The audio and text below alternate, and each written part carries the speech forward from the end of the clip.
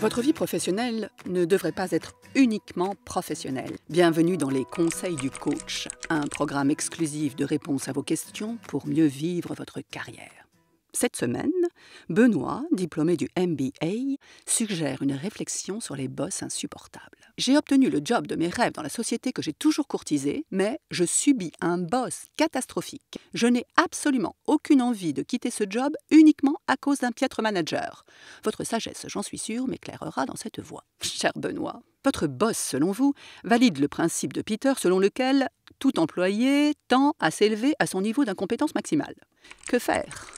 Je me suis permis d'en parler à mon ami Jean-Philippe Fauche. Permettez-moi de vous proposer 4 approches. 1. Le client satisfait. Tout d'abord, je vous engage à ne pas signer votre suicide professionnel en essayant de changer votre boss. Je vous invite plutôt à changer la relation que vous entretenez avec lui.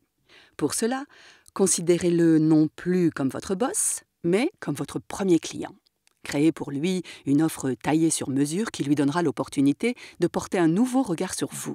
Ensuite, installez un mode de communication qui lui corresponde.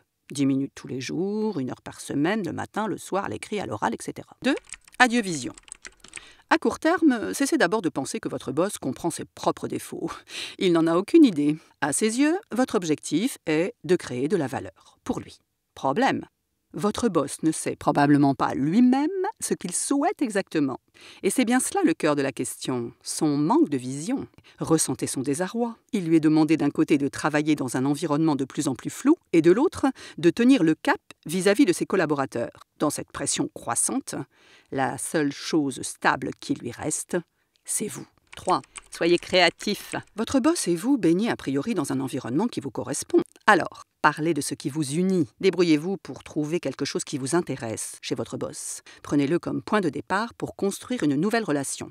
Osez et commencez par vous dire « Quelle situation permettra à mon boss et à moi d'optimiser notre plaisir et notre valeur ajoutée ?»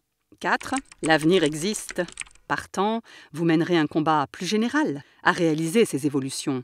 Vous créerez un nouveau management qui vous donnera des outils uniques pour appréhender l'avenir. Si toutefois dans ce processus vous vous rendez compte que ce sont justement les valeurs de l'entreprise qui poussent votre boss à agir de cette manière, je vous invite cordialement à fuir ou à résister et petit à petit à les transformer en profondeur. Tenez-nous au courant de vos évolutions et envoyez-nous vos questions à carrière@hecalumni.fr ou dans les remarques ci-dessous.